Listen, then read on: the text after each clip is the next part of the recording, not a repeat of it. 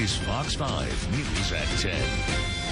In case you didn't know it, there are thousands of miles of trails all across our region that thousands of people use to exercise or commute on. That's right, but when it comes to safety, hikers and bikers say being on the trails has become downright dangerous.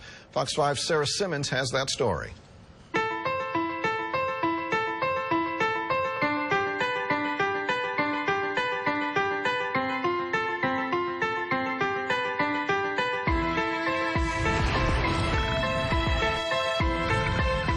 I tell you, it's a war out here.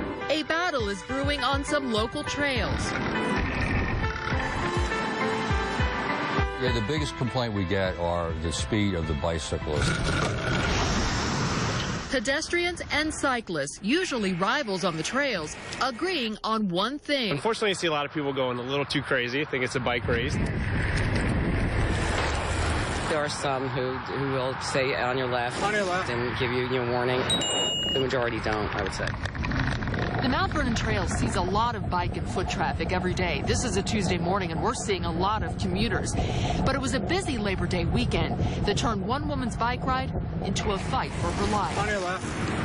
I was heading north to teach in the city and was just south of the airport around an S-curve. And next thing I knew, I was down on the ground. Marianne Hosky says another cyclist crossed the center line on the Mount Vernon Trail, hit her head on, and ran over her neck.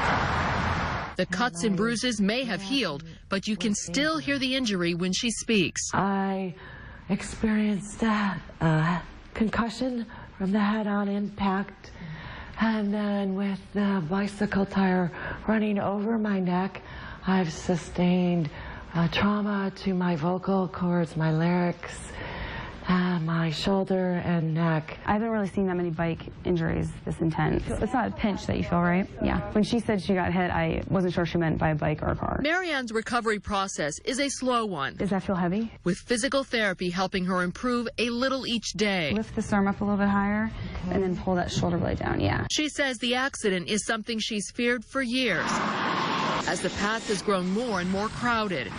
Clearly, there are a lot of accidents. I have seen them.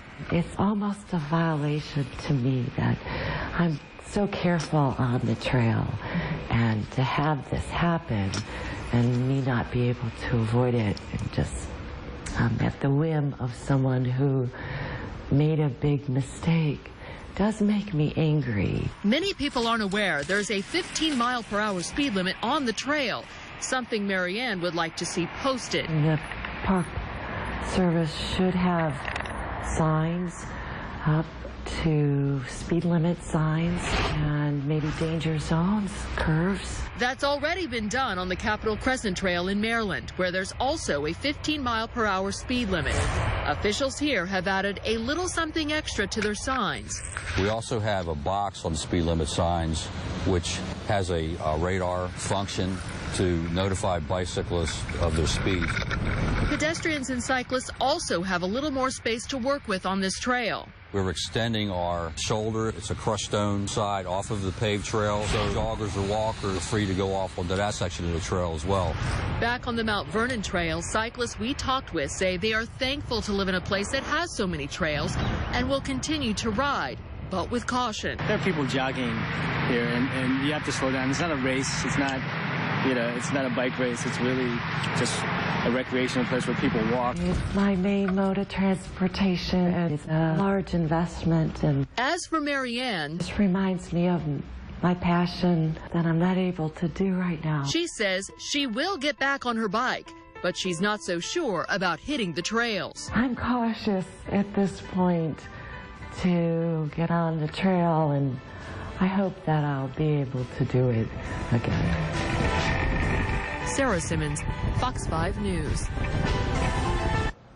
It's important to note there are speed limits on the Mount Vernon and Capitol Crescent trails, but officials tell us they are not regularly enforced. There is no speed limit on the W-O&D trail in Virginia. Cyclists should alert pedestrians well before they are passing, and I'm sure you've heard this many times, by yelling on the left, and then they pass on the left, or by using a bell or a horn. Any kind of alert definitely would be good.